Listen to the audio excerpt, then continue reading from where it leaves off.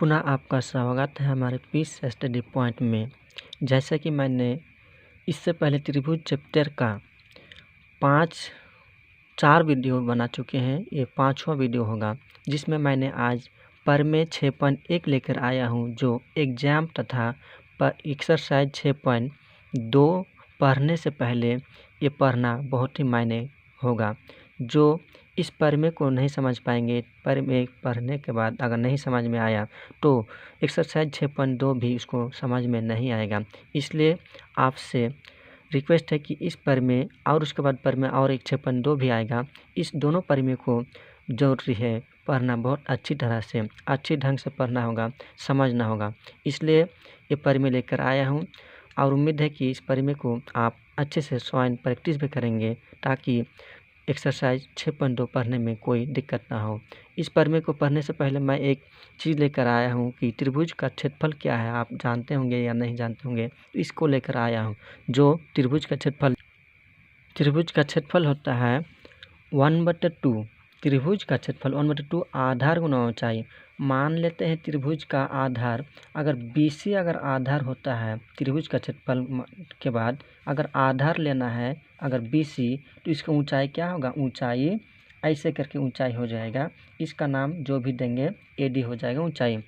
अगर आधार अगर AC अगर आधार मान लेते हैं, AC को आधार मान सकते हैं, तीनों भुजा को आधार मान सकते हैं। आप स्वतंत्र हैं, चाहे BC को आधार माने, चाहे AB को आधार माने, चाहे AC को आधार माने, आप स्वतंत्र हैं, किसी को भी आधार मान सकते हैं। जब BC आधार हो जाएगा तो AD हो जाएगा ऊंचाई। अगर AC अगर आधार मानेंगे इसके अनुसार ऐसे करके होगा, ये ऊंचाई हो जाएगा, ये ऊंचाई होगा। B यहाँ पर कुछ भी दे सकते हैं।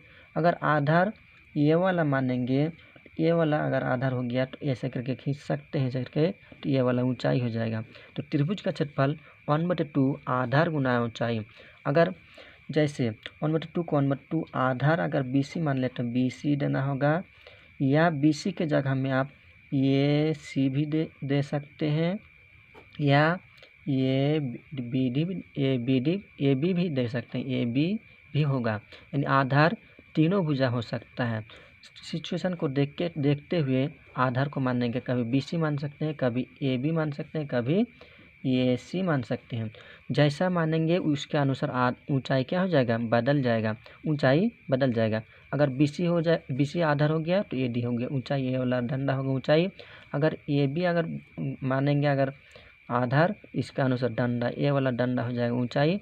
इसको अगर आधार मानेंगे इसका डंडा का नाम जो भी रहेगा उसका ऊंचाई देंगे यहाँ पर। तो आशा है कि आप समझ पाए होंगे कि आधार तीनों भुजा को लिख सकते हैं, आधार तीनों भुजा को मान सकते हैं। ये भी आधार हो सकता है, या ये भी आधार हो सकता है, ये भी आधार हो सकता है। अगर ये वाला आधार होगा तो ऐसे तो ऊंचाई देंगे। जैसे कि आप ऐसे करके अगर मान लेते हैं ऐसे करके आधार यानी बेस तो ऊंचाई तो हो गया, सीधा सिंपल। वैसे करके अगर इसको आधार मान लेते हैं इधर से तो इधर ऊंचाई हो जाएगा, या ऐसे करके अगर ये तो आधार मान लेते हैं तो ऐसे करके ऊंचाई होगा, यानी लंबा हो गया ऊंचाई यही हो। यह है 6.1 प्रमेय। आप किताब लेके भी बैठेंगे।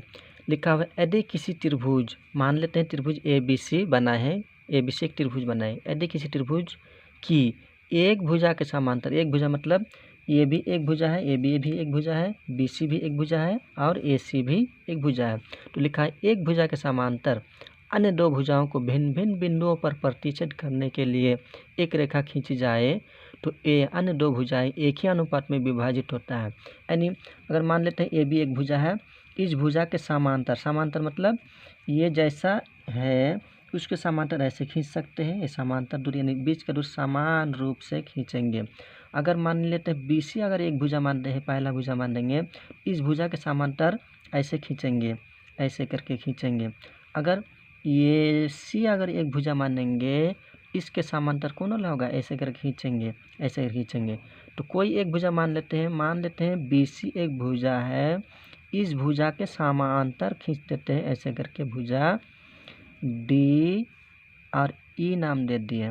तो वही किताब में लिखा है यदि किसी त्रिभुज की एक भुजा के समांतर, एक भुजा क्या माने हैं BC को एक भुजा माने हैं, BC के समांतर क्या खींचे हैं तो DE, यानी बीच का दूरी समान रूप है, जैसे कि ऐसे करके अगर समान रूप है, समान यहाँ ऐसे खींचे थोड़ा टेढ़ा हो सकता है, टेढ़ा भी है, तो इस भुजा के समांतर DE खींच दिए, लिखा हुआ जैसे कि वैसे खींच दिया।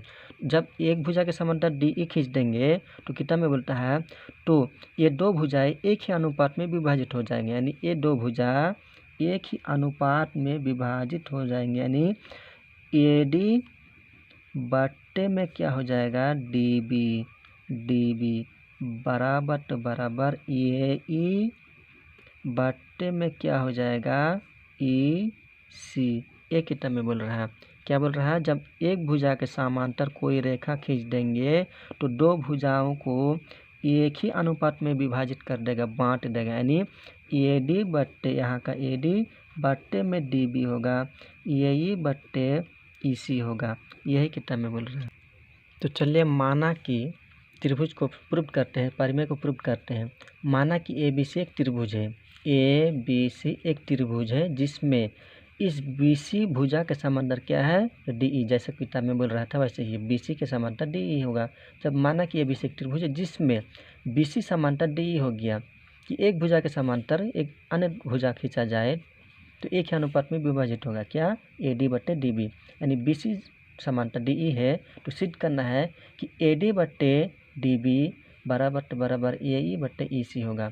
तो रचना में चलते हैं। रचना मतलब प्रूव करने के लिए जो चीज़ का जरूरी पड़ता है उसको रचना कहा जाता है। तो जरूरी पड़ेगा DM, क्या है D यहाँ पर बिंदु है, D से M ये वाला त्रिभुज बन रहा है, ADE एक त्रिभुज बन रहा है, जैसा कि यहाँ दिखा रहे हैं कि ऐसे करके ADE ऊपर में एक त्रिभुज है ADE, और मैंने पहले बताया कि तीनों भुजा को आप आधार मान सकते हैं। यहाँ से ऐसे खींचा हुआ मतलब इठो D है, इठो M है, अगर इसको आधार मानेंगे आधार तो इठो DM क्या होगा लंब होगा, या इठो आधार मानेंगे तो ऐसे लंब होगा, या इधर अगर आधार मानेंगे तो ऐसे लंब होगा। तो यहाँ लिखे हैं DM लंब किस पर है AC पर, DM को लंब मान रहे हैं, AC तब क्या हो जाएगा, यानी AC पर लंब खींचा हुआ है DM, AC लंब है, और EN क्या है इठो क्या है चीज़ है, इस आधार है AB आधार है, और लंब किस कौन है EN लंब है, EN लंब है AB पर लंब है, तथा DC और BC को मिलाया गया। प्रमाण की ओर चलते हैं। प्रमाण में क्या लिखे हैं, त्रिभुज ADE जैसा कि यहाँ पर है ADE, वही त्रिभुज बनाए हैं कि ADE एक त्रिभुज, यहाँ से ये वाला त्रिभुज है, यहाँ से एक त्रिभुज है, इसमें भी तीन भुजा है, ये वाला इसमें स्वतंत्र है, इसको भी आधार मान सकते हैं, इसको भी मान सकते हैं, इसको भी मान सकते हैं।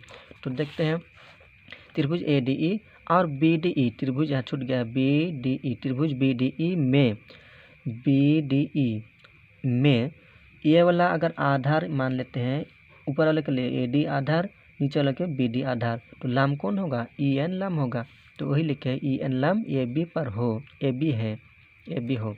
तो इसलिए त्रिभुज ADE का क्षेत्रफल बट्टे त्रिभुज BDE का क्षेत्रफल, जो चीज़ लिए थे उसको बाटे में कर दिए, ABDE का क्षेत्रफल त्रिभुज BDE का क्षेत्रफल बराबर त्रिभुज का क्षेत्रफल 1/2 आधार को बेस कहा जाता है, B ऊंचाई को हाइट H बट्टे 1/2 यानी इसका भी क्षेत्रफल 1/2 आधार गुना ऊंचाई। अभी नहीं काटेंगे, इसका मान बैठाने के बाद जो कट जाएगा उसको काट देंगे, नहीं तो अभी तो सब कट जाता है लेकिन काटाएंगे नहीं। 1/2 को 1/2 आधार क्या हो गया ADE, देखिए ADE ये वाला त्रिभुज है, इसके लिए आधार तीनों रेखा को ले सकते हैं, तीनों भुजा को ले सकते हैं। तो जरूरी है अभी AD को आधार ले लेते हैं, क्योंकि यहाँ साबित करना है AD और AE, तो AD और AE इधर वाले को भी आधार ले सकते हैं, इधर वाले को भी आधार ले सकते हैं, लेकिन त्रिभुज BDE लिए हैं इसलिए इस साइड को आधार मानेंगे, यानी त्रिभुज ADE का क्षेत्रफल 1/2 आधार का मान दिए AD, यानी यहाँ का AD यानी आधार, ये वाला आधार, तो ऊंचाई कौन वाला हो जाएगा, ये ठो EN हो जाएगा ऊंचाई, EN ऊंचाई हो गया। फिर BDE, फिर BDE का क्षेत्रफल हो जाएगा 1/2 आधार गुना 1/2 को 1/2 आधार क्यों वाला हो जाएगा। यहाँ ये BDE वाला है ना, तो ये भी आधार होगा, ये भी आधार होगा, ये भी आधार होगा, तो जरूरी है BD का। जो चीज़ दिखाई देता है कि सिद्ध करना है तो उसको आधार मानेंगे। ले लिए BD और EN लंब हो गया, यानी पूरे डंडा के लिए AB पर लंब कौन है, EN, तो यहाँ का लंब भी EN हो जाएगा।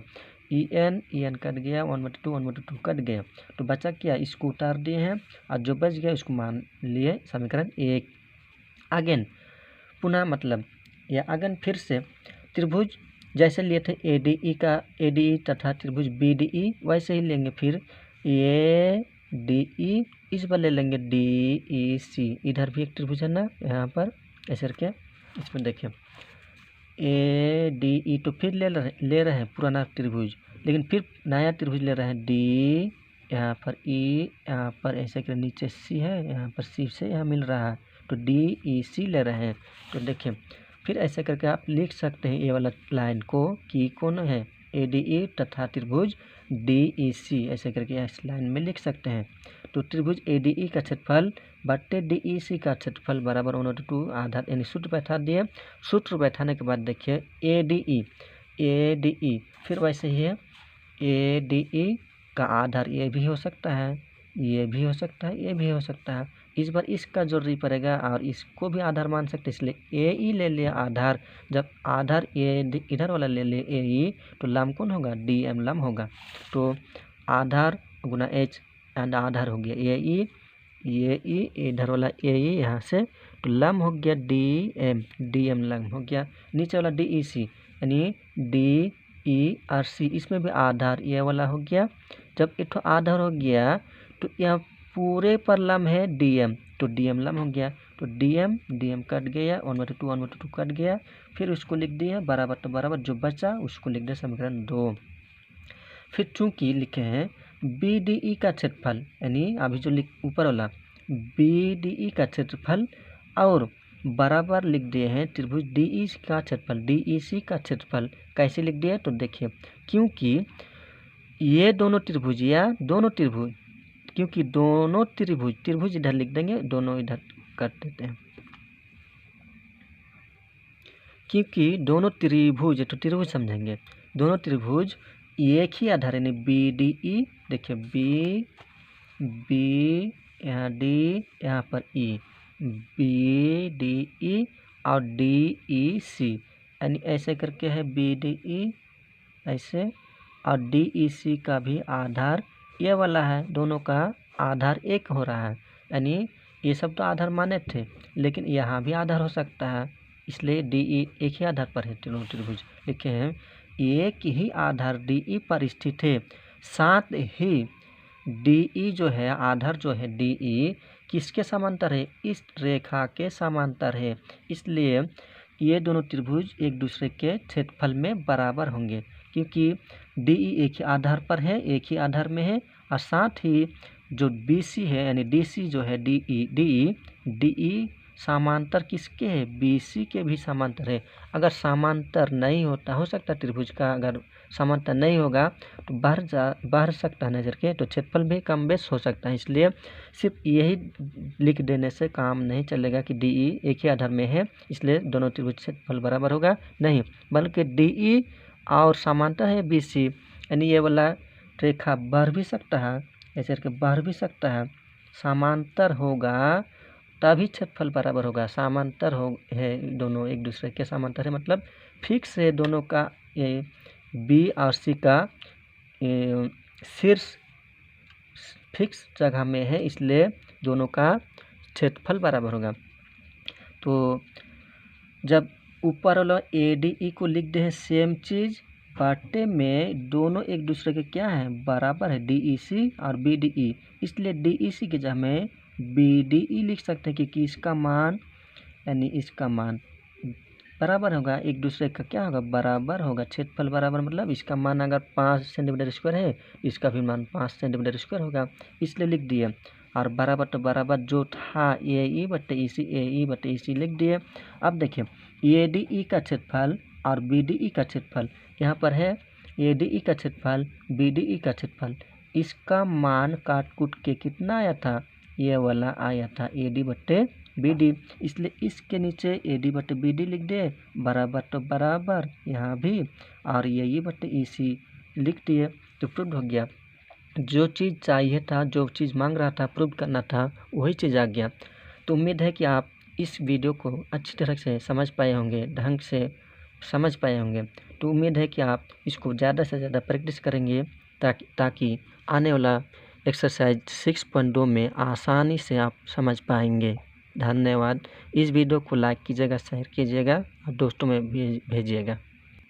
तो फिर से परिमेय 6.2 जो इस परिमेय का उल्टा यानी 6.1 में जो कह रहा था, इसका विपरीत होगा परिमेय 6.2, जिसमें परिमेय 6.2 में कह रहा है कि यदि एक रेखा किसी त्रिभुज की दो भुजाओं को एक ही अनुपात में विभाजित करे, यानी कोई त्रिभुज होगा, त्रिभुज में एक भुजा के समांतर अगर दूसरा भुजा यानी अन्य भुजा अगर खींचेंगे तो अन्य दो भुजाओं को एक ही अनुपात में विभाजित करें तो वह तीसरी भुजा के समांतर होता है। कहने का मतलब, अगर मान लेते हैं कोई त्रिभुज बनाए हैं, मान लेते हैं त्रिभुज AB और C बना दिए, कितना में बोल रहा है, यदि एक रेखा किसी त्रिभुज को, एक रेखा मान लेते हैं, ये वाला एक रेखा मान लिए हैं, ये D और E एक रेखा मान ली है। यदि एक रेखा किसी त्रिभुज की दो भुजाओं को एक ही अनुपात में विभाजित करेंगे, दो भुजा ये वाला, एक भुजा AB, एक भुजा AC, इस दो भुजाओं को एक ही अनुपात में विभाजित करें, यानी एक ही अनुपात मतलब पहले परिमेय का उल्टा, यानी AD बट्टे DB बराबर AE बट्टे EC में अगर बांट रहा है, इस रेखा AD बट्टे DB AE बट्टे EC जब बांट रहा है तो वह भुजा तीसरे भुजा BC के समांतर है, ये सिद्ध करना है। यही किताब में बोल रहा है, ये किताब में बोल रहा है, यदि एक रेखा किसी त्रिभुज की दो भुजाओं को एक ही अनुपात, यानी दो भुजाओं को ये वाला दो भुजाओं को एक ही अनुपात AD बट्टे DB AE बट्टे EC में बांट रहा है तो वो DE जो है BC के समांतर है, प्रूव करके दिखाना। यही चीज़ किताब में बोल रहा है। तो चलिए सॉल्यूशन की ओर। तो माना कि ABC एक त्रिभुज है, ये वाला ABC एक त्रिभुज हो गया, जिसमें AD बट्टे में BD या DB बोले, उनके बाद AE बट्टे EC है, EC AD बट्टे DB बराबर AE बट्टे EC है। तो साबित करना है कि DE समांतर, यानी DE समांतर किस रेखा के है, तो तीसरी भुजा के समांतर, यानी BC को तीसरा भुजा माना आ गया, मान सकते हैं तीसरी भुजा के समांतर है।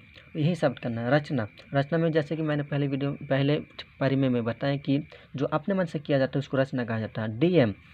D और M ये वाला मान लेते हैं, यहाँ तक कोई त्रिभुज है, ADE त्रिभुज है, इसमें आधार ये भी हो सकता है, ये भी आधार हो सकता है, ये भी आधार हो सकता है। इसको अगर आधार मान लेते हैं AE, तो लंब कौन वाला होगा, ये ऊंचाई DM, तो DM लंब है, DM लंब किस पर है, तो AC पर है। EN लंब, फिर EN लंब, अगर फिर वही बात इधर वाला अगर आधार हो गया तो EN लंब हो गया, तो EN लंब किस पर है, तो AB पर है, पूरे AB पर है, तथा DC और BC को मिलाया गया। प्रमाण की ओर चलते हैं। प्रमाण में है कि त्रिभुज ADE यानी ऊपर वाला ADE तथा त्रिभुज DEC यानी DE और C लिए हैं, में जब DM लंब AB AC पर है, DM लंब है ना AC पर है, AC पर हो या AC पर हो लिख सकते हैं, तो ये दोनों को अनुपात में लिखते हैं। त्रिभुज ADE का क्षेत्रफल बट्टे त्रिभुज DEC का क्षेत्रफल बराबर त्रिभुज का क्षेत्रफल बैठा दिए हैं। अब उनके बाद ADE जैसा कि यहाँ पर ADE आप स्वतंत्र है, तीनों भुजा को आधार मान सकते हैं, तो मान लेते हैं आधार AD है, तब लंब कौन वाला होगा, इस के लंब हो जाएगा, ये वाला लंब यानी ऊंचाई, ये वाला आधार मानेंगे तो ये लंब हो जाएगा। तो क्या है, आधार ये E लिए हैं, चलिए इधर वाला ये E लिए हैं आधार, ये यही आधार ले लिए तो लंब कौन हो लगा DM हो गया DM।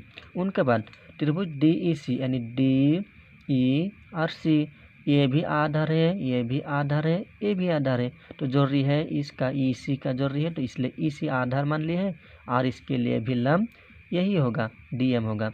इस त्रिभुज में नहीं है लेकिन इस डंडा में आधार लंब है, पूरे के लिए लंब है, तो इसलिए DM लंब। इसको काट दिए 1/2 काट दिए हैं, तो बचा क्या है, इसको लिख दिए हैं, बचा हुआ को लिख दिए समीकरण 1। अगेन यानी वैसे करके ही त्रिभुज ADE तथा त्रिभुज BDE यानी ADE और त्रिभुज BDE फिर लिए हैं त्रिभुज को लंब कौन वाला होगा EN लंब इसको आधार मानेंगे तो इथो लंब हो जाएगा। लंब किस पर है तो AB पर हो, इसलिए दोनों को अनुपात में लिख दे हैं। अनुपात के बाद क्षेत्रफल का सूत्र बैठाने के बाद उसका मान बैठाते हैं। जब ADE ऊपर में है, AD के लंब इथो आधार आधार मान लिए आधार, तो लंब को ना लगा EN लंब हो गया यानी ऊंचाई, लंब ऊंचाई को कहा जाता है, ऊंचाई हो गया EN। नीचे का BDE इसके लिए आधार ये वाला ले रहे हैं BD या DB एक ही चीज़ है, तो BD आधार हो गया तो लंब हो गया वही EN, तो ये वाला सेम चीज़ कट गया, तो बचा हुआ को उतार दिए हैं AD/DB और इधर वाला को इधर ही लिखे हैं। उसके बाद फिर इस चीज़ को फिर पुनः वही लिख रहे हैं। उनके बाद बराबर तो बराबर ये वाला चीज़ के बदले ये वाला जो लिखे हैं तो कैसे लिखे हैं AD/DB या BD एक ही चीज़ है। AD/DB बदले में क्या लिखते हैं, बदले में AE/EC कैसे, तो दिया हुआ हमें चलिए देखते हैं क्या है कि इसका मान और इसका मान एक दूसरे के बराबर है। इधर भी अगर 5 है तो इधर भी 5 है, इसलिए इसको बदल के इसको लिख दें। देखिए AD/DB और ये बदले में हो गया AE/EC कैसे, तो दिया हुआ है यहाँ पर लिख सकते हैं कि गिवन है कि एक दूसरे के बराबर है, लिख दिए।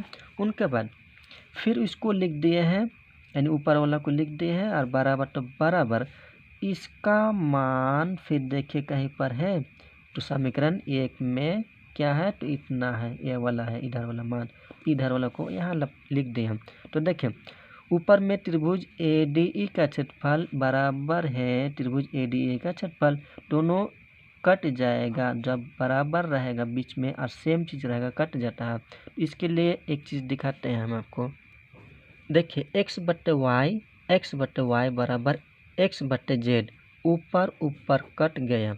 कैसे, अगर मान लीजिए अभी हम नहीं काटेंगे तो देखिए x/y यानी x को z से गुना करिए तो कोना x/z हो जाएगा, बराबर अब क्या होगा y और x होगा यानी x और y हो गया। चलिए ये दोनों गुना के रूप में है, फिर x और z लिख देते हैं और ये गुना में जो x है तो इधर आके क्या होगा भाग लगेगा बराबर y होगा। अब x और x कट गया तो क्या बचा, मतलब x तो कट गया, z बराबर y बचा, इसलिए ये वाला कट गया तो y बराबर z बच जाता, y बराबर z या z बराबर y एक ही चीज़ है। फिर अगर मान लेते हैं x/y बराबर x/में z, ये वाला कटने के बाद क्या डायरेक्ट ही z बच जाता है सर के नहीं, क्योंकि ऊपर में एक बचता है, तो कोना गुना करने के बाद फाइनली वही आएगा यानी y बराबर z। तो चलिए देखते हैं, ऊपर कट गया तो बच गया क्या त्रिभुज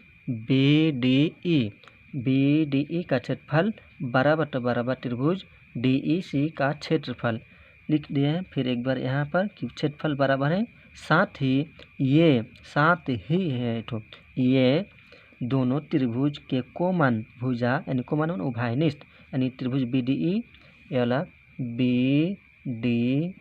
वाला यहाँ का, उनके बाद DEC दोनों का एक रेखा आ रहा है कि DE एक ही आधार है, कोमन भुजा DE है, इसलिए DE किसके समांतर हो जाएगा BC के समांतर हो जाएगा। क्षेत्रफल जब बराबर है, एक दूसरे का क्षेत्रफल बराबर है और कोई भुजा कोमा ना रहा है दोनों त्रिभुज में, इसलिए DE समांतर हो जाएगा BC की।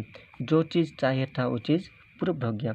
उम्मीद है कि आप समझ पाए होंगे, आशा है कि आप समझ पाए होंगे। इसलिए आप ज़्यादा से ज़्यादा इस वीडियो को लाइक कीजिएगा, शेयर कीजिएगा और अपने दोस्तों में भी बांटिएगा। उनके बाद आप खुद प्रैक्टिस कीजिएगा। प्रैक्टिस ही परफेक्ट प्रैक्टिस होता है आपके लिए, ताकि आपके बीच आपके अंदर कॉन्फिडेंस बढ़े। जब तक आप प्रैक्टिस नहीं करेंगे आपके अंदर हौसला ही नहीं बढ़ेगा। इसलिए ज़्यादा से ज़्यादा प्रैक्टिस कीजिएगा। धन्यवाद।